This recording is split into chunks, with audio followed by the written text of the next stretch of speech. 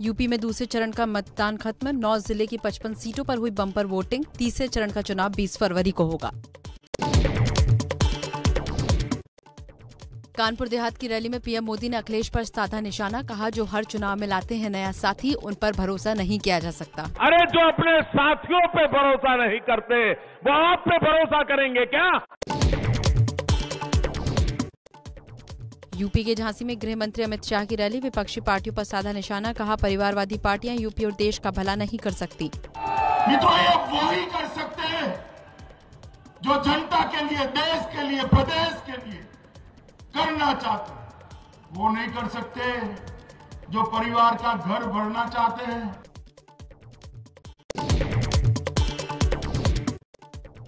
पंजाब के होशियारपुर में राहुल गांधी की रैली। सरकार पर नोटबंदी वाला हमला बोले नोटबंदी का छोटे कारोबारियों और गरीबों पर हमला हुआ। आप उनका भाषण सुनिए। रोजगार के बारे में एक शब्द नहीं कहेंगे, भ्रष्टाचार के बारे में एक शब्द नहीं कहेंगे, काले धन के बारे में एक शब्द नहीं कहेंगे।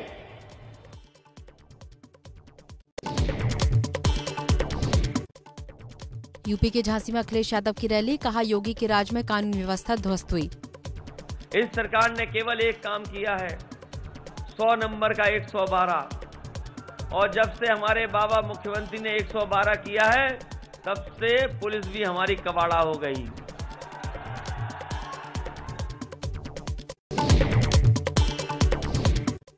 जालौन में मायावती ने की रैली। बीजेपी पर बोला हमला। कहा, बीजेपी की गलत नीतियों के कारण यूपी में गरीबी, महंगाई और बेरोजगारी बढ़ी।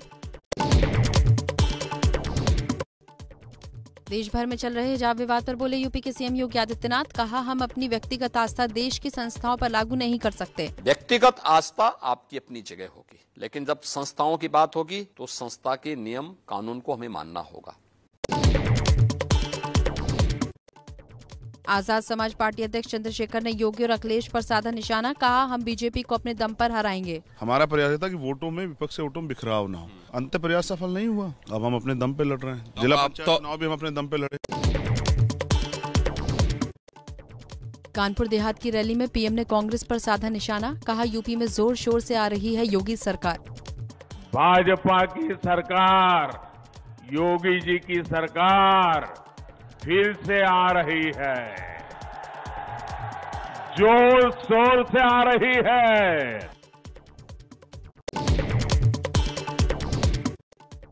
पंजाब के अमृतसर में दिल्ली के सीएम अरविंद केजरीवाल ने की प्रेस कॉन्फ्रेंस। पंजाब की चन्नी सरकार पर साधा निशाना। इस बार सबने इकट्ठे होकर इन सारी पार्टियों को हराना है, पंजाब को बचाना है। ऊपर वाले ने, रब ने, वाहिगुरु जी ने इस बार अपने को एक मौका दिया है। एक ईमानदार पार्टी आई है। कांग्रेस छोड़ बीजेपी गठबंधन में शामिल हुए कैप्टन अमरिंदर ने एबीपी न्यूज से कहा, पंजाब में बहुमत से बनेगी सरकार। कांग्रेस के माफिया और हर घोटाले की सरकार बनने पर होगी जांच। अपनी भी सोच है ना, और ਉਹ सोच के मुताबिक पंजाब ਦੇ ਵਿੱਚ गवर्नमेंट चेंज होएगी, साडी गवर्नमेंट बनेगी, एनडीए की गवर्नमेंट बनेगी। चंडीगढ़ में चरणजीत सिंह चन्नी की प्रेस कॉन्फ्रेंस। कहा, कांग्रेस के सत्ता में आने पर पंजाब के युवाओं को 1 लाख सरकारी नौकरी देंगे। पहले साल ऐसी 1 लाख नौकरी सरकारी नौजवानों को देवांगे। राहुल गांधी की होशियारपुर रैली में पहुंचने के लिए प्रशासन ने मुख्यमंत्री चन्नी के हेलीकॉप्टर को लैंड करने की इजाजत नहीं दी। जालंधर में पीएम के कार्यक्रम का हवाला दिया।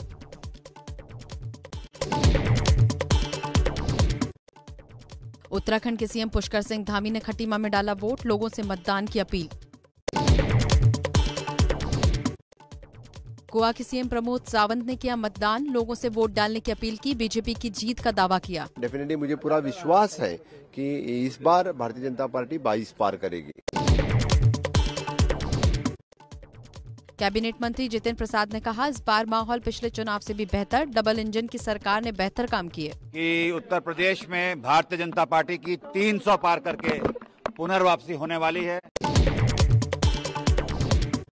बीजेपी का एसपी बीएसपी कांग्रेस पर बड़ा आरोप। केंद्रीय मंत्री नकवी ने कहा, बुर्के के जरिए फर्जी वोटिंग की साजिश हो रही है। चुनाव आयोग के प्रतिनिधि मंडल से मिले नकवी।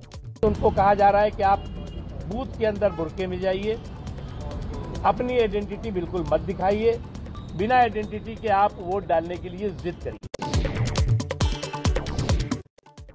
यूपी के औरंगाबाद में बीजेपी अध्यक्ष जेपी नड्डा ने जनसभा को किया संबोधित। एसपी के अखिलेश यादव पर साधा निशाना। बोले, अखिलेश मंदिर मंदिर घूमकर घंटी बजा रहे हैं, क्या फायदा जब चिड़िया चुग गई खेत। अब घंटी बजा करके क्या होगा, पछतावत हो क्या जब चिड़िया चुग गई खेत।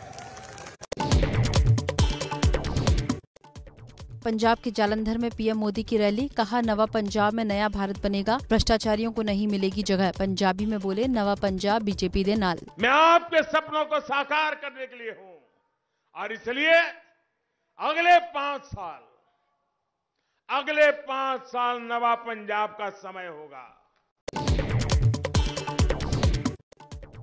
यूपी के कैबिनेट मंत्री भूपेंद्र सिंह ने विवादित बयान दिया। भूपेंद्र सिंह ने कहा कि इस बार भी मुकाबले में कोई नहीं है लड़ाई, 80 और 20 की है। 20% वालों की विचारधारा देश और समाज के हित में नहीं।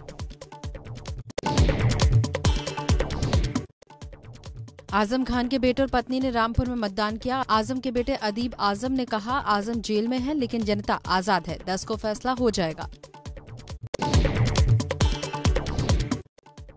कांग्रेस से समाजवादी पार्टी में आए इमरान मसूद ने योगी के बयान पर पलटवार कर कहा, देश लोगों के मौलिक अधिकार और संविधान से चलता है। योगी साहब को ये समझना चाहिए कि देश संविधान से चलेगा। देश के अंदर जो रहने वाले नागरिक हैं उनके मौलिक अधिकारों का हनन जो आप करने की सोचते हो वो नहीं कर पाओगे। यूपी के बदायूं में वोट डालने के लिए कतार में हिजाब पहने महिलाएं दिखाई दी। लगभग सभी महिलाओं ने बताया हिजाब को बड़ा मुद्दा। कोई भी कुछ पहन सकता है, हम किसी के लिए रोक टोक नहीं है और हम हिजाब पहनते ही हमारी प्रॉब्लम। यूपी के अमरोहा में वोट डालने के लिए दिखा लोगों में उत्साह। 90 साल की बुजुर्ग मतदाता अपने परिवार के साथ वोट डालने पहुंची। हमारे बच्चों को अच्छा रोजगार मिल जाए, जब तक हमारी जिंदगी जो 2 रोटी सुकून से खा ले। रोज का करना, रोज का खाना हमारे बच्चों का। अमरोहा में एक पोलिंग बूथ पर वोटिंग के दौरान धांधली। युवक का आरोप, किसी और ने किया मतदान। प्रशासन से शिकायत के बाद भी नहीं हुई कार्रवाई। मुरादाबाद में बत्ती गुल होने से रुका रहा मतदान। Rajkala PD girls inter college में अंधेरा छाया।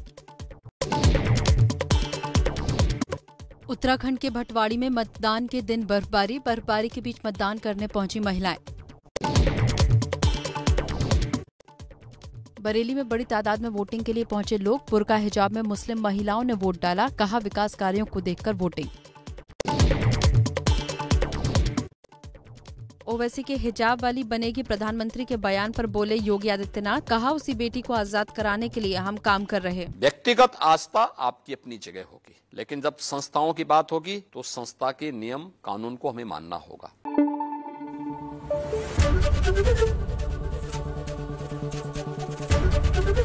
एबीपी न्यूज आपको रखे आगे।